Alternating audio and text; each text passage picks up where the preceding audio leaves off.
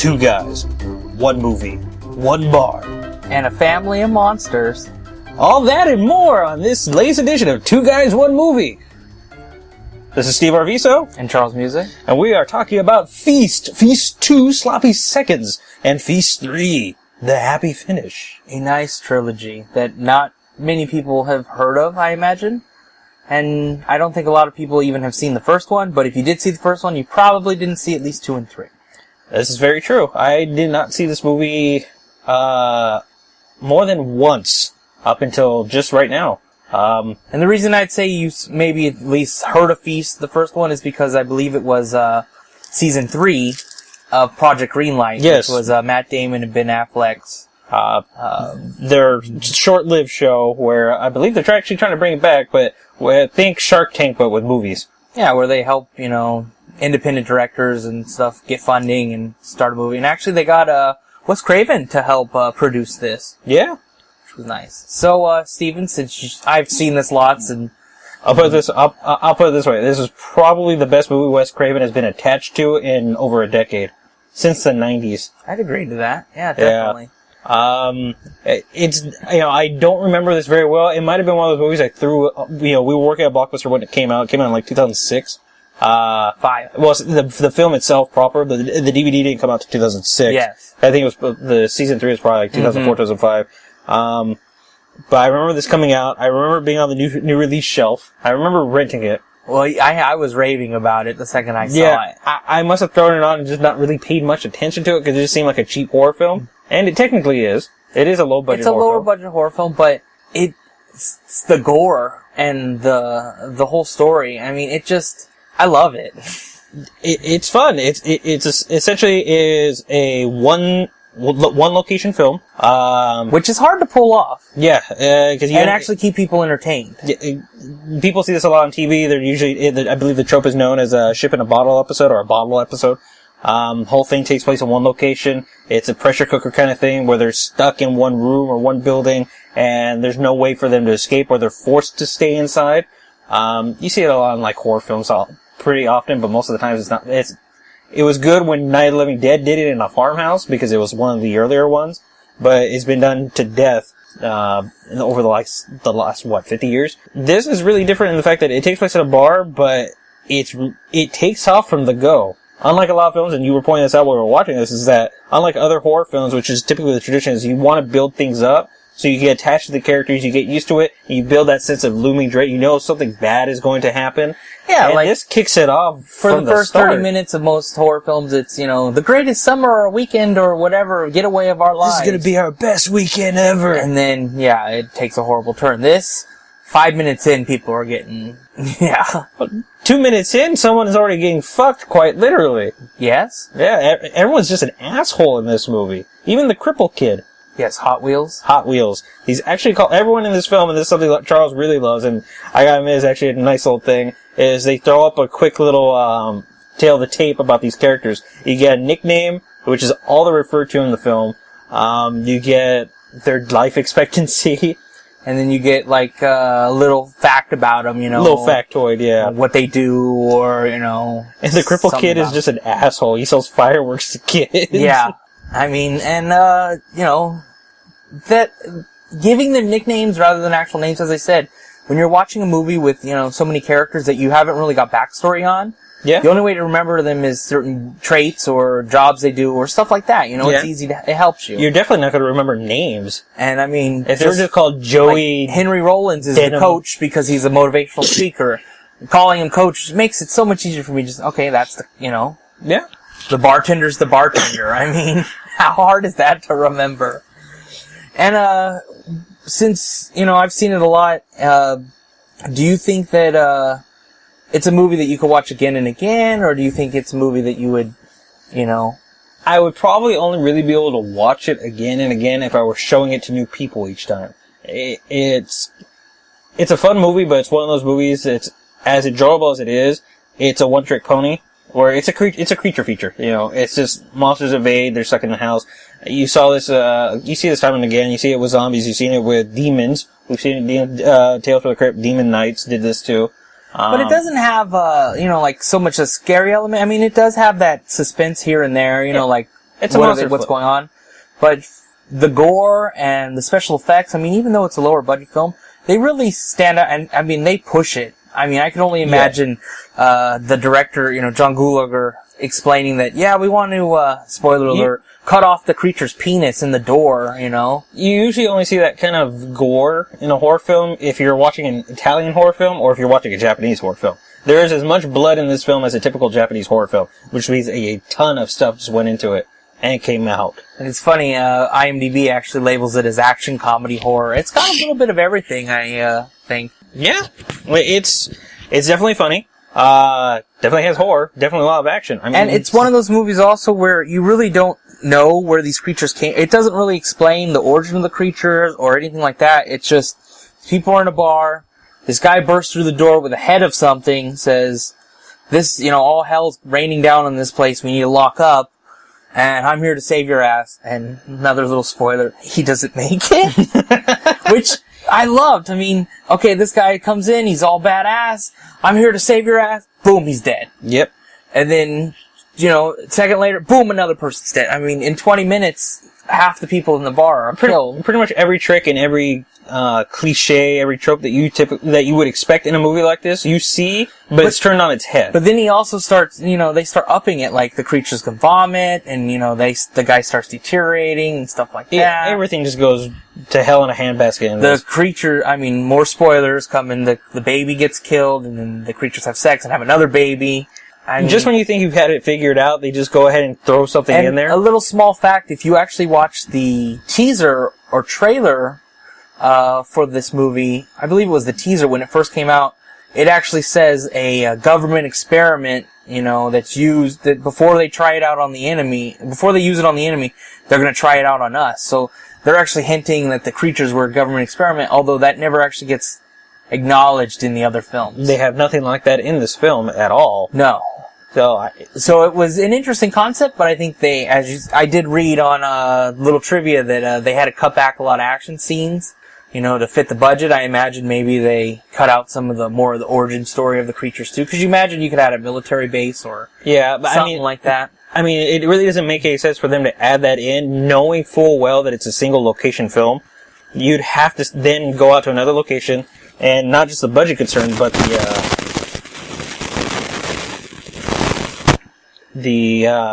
what am I talking about? Sorry, I got off track there. The budget concerns. Not just the budget concerns, but the simple fact that since it's a single location, you're talking about having to go to another location. Yeah, but and you have to build, then you have to somehow weave that into the story. You could have just did it in the desert and showed like a military camp, just off, because they are kind of in the middle of nowhere. He was a canyon country. But, but like we were saying is that it kicks off at the very beginning, so you'd end up slowing the movie down. It doesn't serve the story. They literally cut it out and it makes no difference. So I can see why they might have cut it out for various reasons, and I think it does well without it. It does very well. It doesn't need it. It just was always an interesting thing that because I remember watching the teaser too, and it's like, oh, this looks interesting. I like this idea.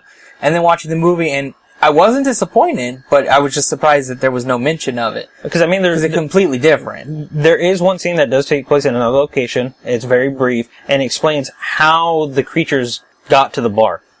They explain, why they're near the bar now. Yeah, why they came to the bar. But they don't actually explain where they're from, where they came from, why they're in that desert or what's going on. And like I said, I think it really works because it keeps them mysterious. You don't have any kind of rules attached to them, and you don't have to worry about something like, if it's a military base, you don't have to worry about having to bring in military characters. Yeah, because if it was a military experiment, it would have had weapons and had to have vehicles and stuff like that. Well, not even just the vehicles and the weapons part, but the fact that the story would then demand that the military someone get involved because, well, they're loose. What do we do now? We go after them. So it keeps all that from having to rain down on it. If they remain a mystery, then it's just like, well, shit, something's going on.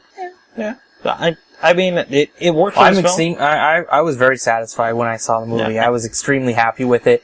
And luckily for me, they made a part 2 and 3. Now, I know you haven't seen 2 and 3, but I'll briefly touch up on them. Basically, part 2 takes place right where part 1 leaves us kind of off. You see some of the characters that were in part 1 where they end up. Other characters you don't. You do see another character return, but not in the way you would think. But part 2 I liked because they had a lot more fun, it seemed like. It's like, alright, we have this gore fest, we were in the bar, now we're in a little town. We have a little more open locations, we're adding new characters, and the creatures just, if you're into gore and the violence and stuff of those type of, horror films, this is right up your alley. This is almost trauma level, like blood-sucking freaks level with... From the clips that you showed me, the trailer, all I'm going to say is... It certainly looked like a trauma film. Children, there's a baby scene that's epic. There's sex with cats. There's some messed up stuff. That's a whole new audience they're reaching out to. But part 2 definitely takes it to another level. And then part 3 continues right where part 2 left off. You have to watch 2 and 3 together, because 2 kind of gives us that Empire Strikes Back ending. Jesus. Part 3 just... So which one gets frozen? I challenge anyone to try and guess how this movie's going to end without cheating or looking it up. Charles showed me never ever guess. Charles showed me the final moments of this, and I guarantee you will your jaw will drop and you will not see this coming. And if they're, don't expect super serious. The first one is not the second. 2 and 3 follow part 1, but they seem to be a lot more zany and pushing it to the limit. They were already getting kind of out there with this film, the original film. But part 1 lightly touches, it was still rather grounded. On things that part 2 and 3 were like, you know what? We have a lot more, let's crank it up. It went to 12, it seems like, on the sequels. Yeah, immediately, too. It's awesome. Just all around. Watch them, and I guarantee you're going to want to show them to your friends. I already want to show it to my wife, so we're going to go ahead and show it to her eventually. I think she'll enjoy it, too, because we've been watching a lot of movies, and it always seems to be the ones that don't follow the rules that you're expecting, that really take you by surprise, and that seems to be the one that she's really getting on board with. And I think a lot of people are going to feel that way, because you're going to see this movie, even if you get the basic premise from us, and you skipped over the more spoiler bits that we had in here, you're going to notice that this is a film that, again, it seems like one thing, but it becomes something completely else. Despite the fact that it's littered in tropes and cliches, it does not play up. It's not your average monster movie. It's not your average cliche. They have the cliche, and then they literally turn it on its head at times. And it thinks like it's gonna go left like it always does, and then suddenly it soars right.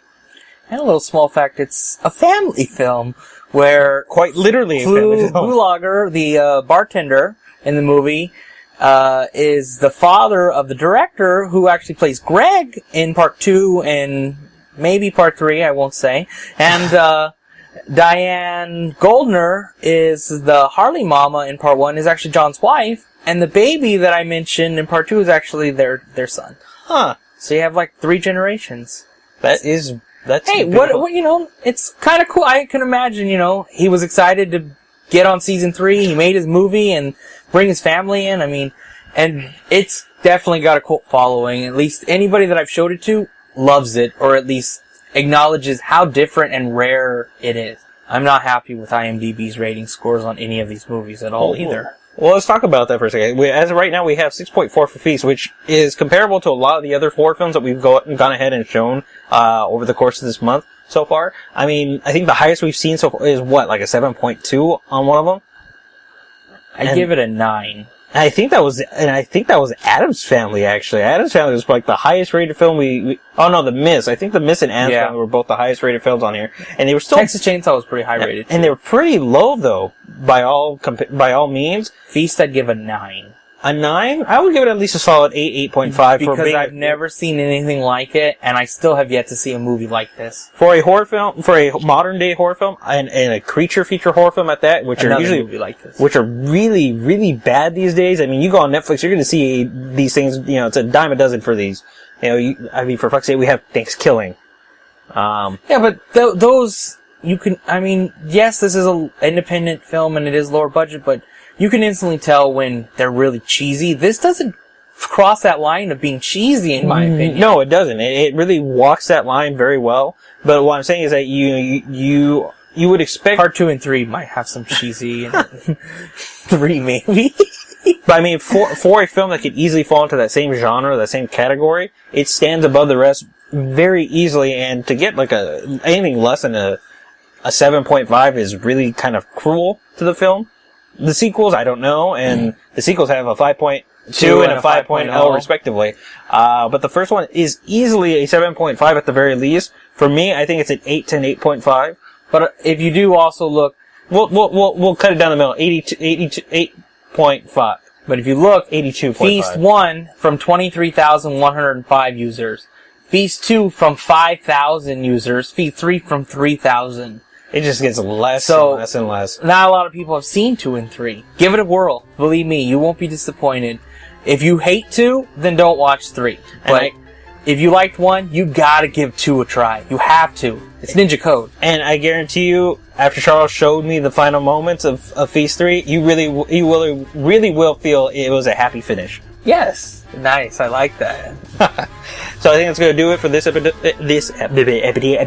That's all, folks. This is going to do it for Two Guys, One Movie, One Bar edition. And a family of monsters.